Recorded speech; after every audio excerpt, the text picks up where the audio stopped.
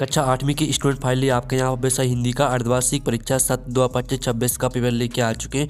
आप लोग बहुत सारे यहाँ पर कमेंट रहे थे कि हिंदी विषय का पेपर लाओ, तो फाइनली आपका हिंदी विषय का पेपर आ चुका है। तो आप लोग वीडियो को लाइक जरूर कर लीजिए, चैनल को भी सब्सक्राइब कर लीजिए, ठीक है।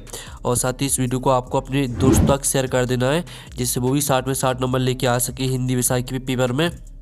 और साथ ही आपको यहाँ पर कक्षा 8वीं के अर्धवार्षिक परीक्षा के सभी विषय के पेपर आपको हमारे चैनल पर मिल जाएंगे, हमने डाल दिए हैं, ठीक है। तो आप लोग वीडियो को लाइक जरूर कर लीजिए और चैनल को भी सब्सक्राइब कर लीजिए। आप यहाँ पर देख लीजिए, राज्य शिक्षा केंद्र मध्य प्रदेश भोपाल अर्धवार्षिक परीक्षा 17/2/25 विषय हिंदी प्रथम भाषा। समय आपका 2.5 घंटे रहेगा। कक्षा 8 है, पूर्णांक आपका 60 नंबर का रहेगा। फिर आपके आते हैं बहुविकल्पी प्रश्न आते हैं, प्रश्न क्रमांक 1 से 5 तक, ठीक है।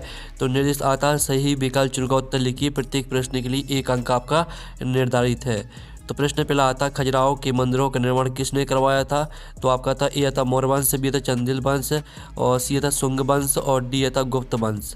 तो यहाँ पर खजुराहो के मंदिरों का निर्माण किसने करवाया था? तो इसका राइट आंसर आपका चंदेल वंश हो जाएगा, ठीक है। चंदेल वंश आपका यहाँ पर राइट आंसर रहेगा।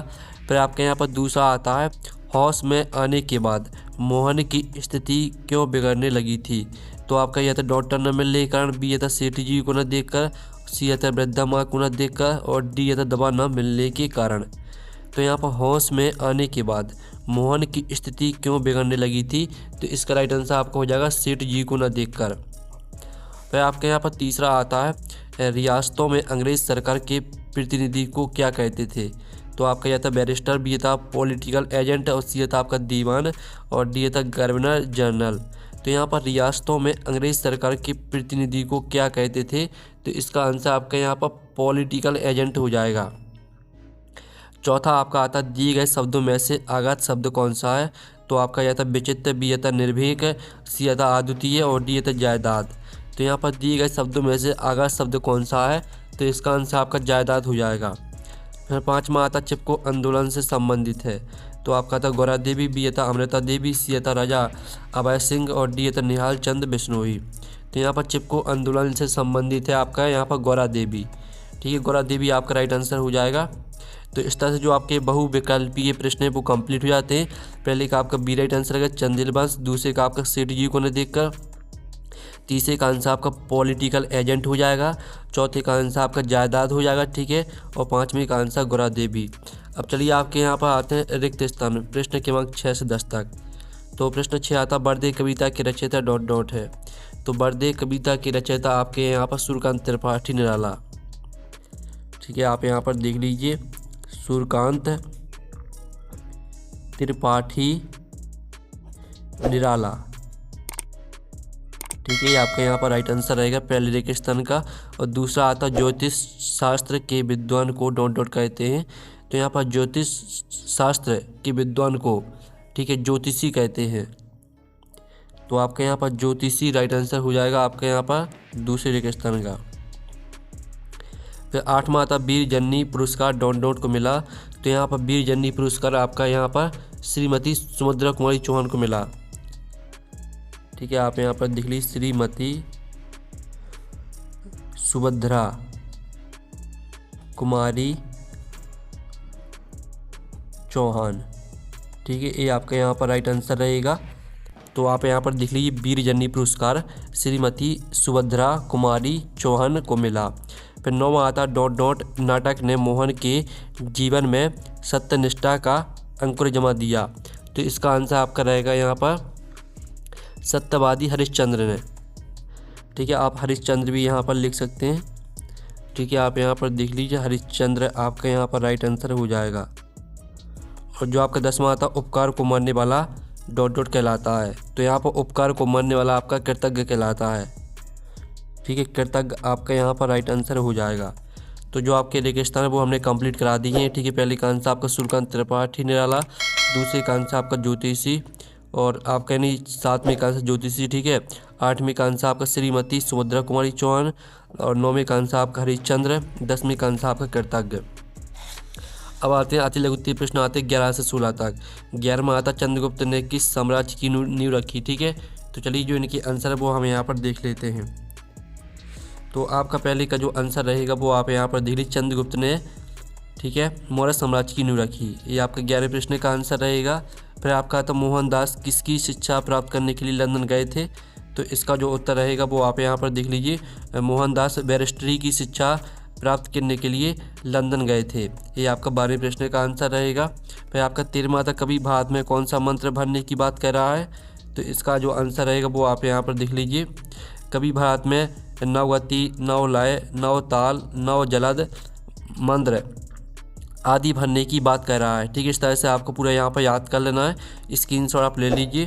फिर आपका 14वां आता भारत का सर्वोच्च नागरिक सम्मान संगीत के क्षेत्र में किसे दिया गया था, तो हमें यहाँ पर 14वें प्रश्न का उत्तर देख लेते हैं। तो 14वें प्रश्न का उत्तर रहेगा भारत का सर्वोच्च नागरिक सम्मान संगीत के क्षेत्र में MS, ठीक है, सुब्बुलक्ष्मी और पंडित रविशंकर को दिया गया था। फिर आपका यहाँ 15वां प्रश्न आता है जिसमें आता भट्ट शब्द का क्या आशय है, तो भट्ट शब्द का क्या आशय है आपको यह बताना है। तो हम 15वें प्रश्न का उत्तर देख लेते हैं। तो इसका आंसर रहेगा भट्ट शब्द का आशय योद्धा या सैनिक से है।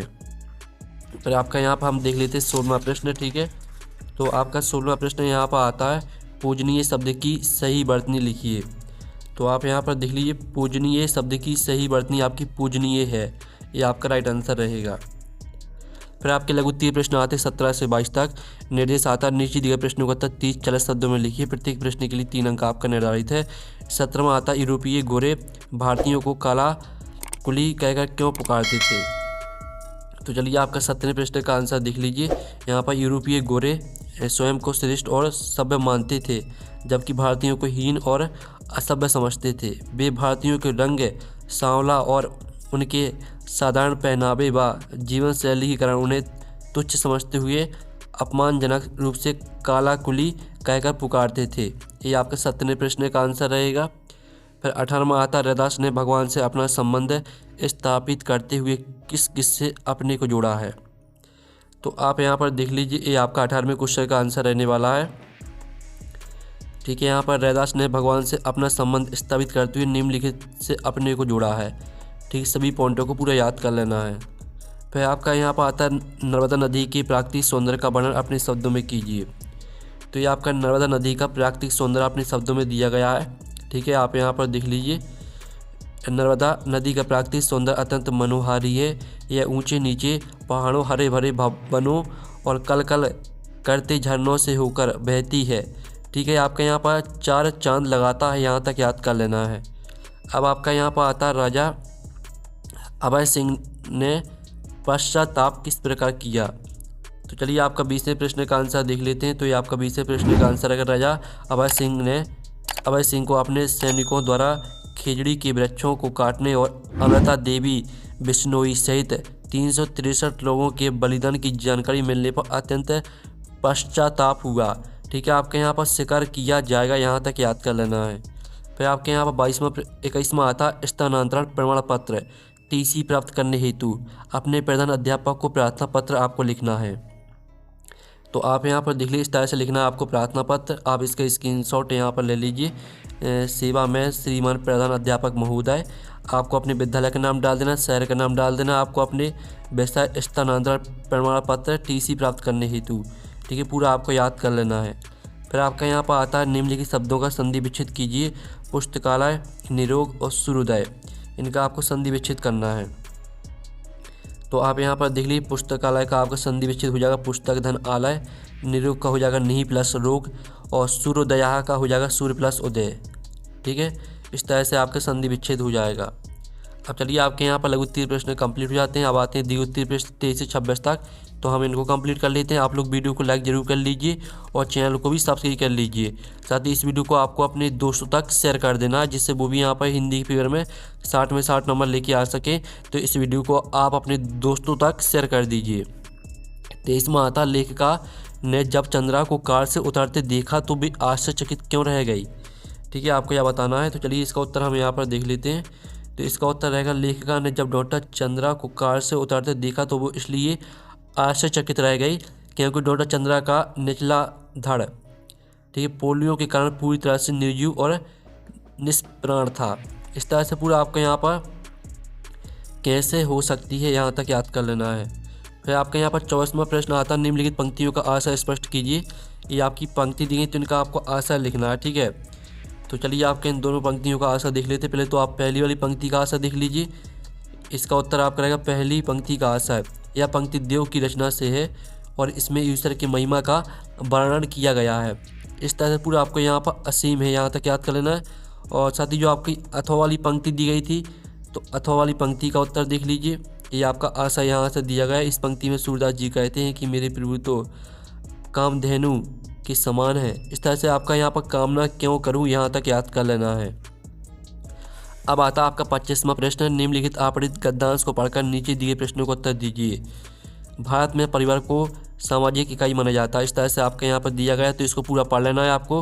अब इसका पहला प्रश्न आता है, भारत में परिवार को क्या माना गया है। बा आता है, संयुक्त परिवार में कौन कौन होते हैं।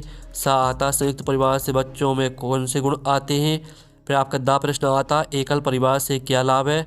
और यह प्रश्न आता है, परिवार का मुख्य उद्देश्य क्या है। तो चलिए हम सभी के उत्तर आपके यहाँ पर देख लेते हैं।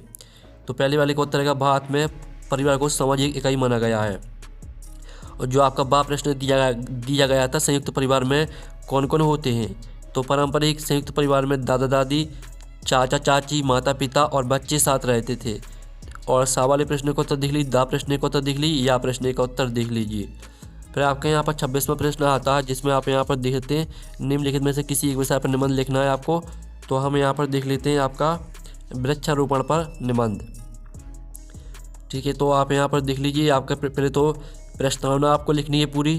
फिर आपको वृक्षारोपण का महत्व, इस हेडिंग को पूरा लिखना है और उपसंहार, ठीक है। इस तरह से आपका यहाँ पर जो है वृक्षारोपण पर निबंध वो कंप्लीट हो जाता है। तो जो आपका हमने हिंदी का पेपर है वो कंप्लीट करा दिया है। आप लोग वीडियो को लाइक कर लीजिए, चैनल को सब्सक्राइब कर लीजिए।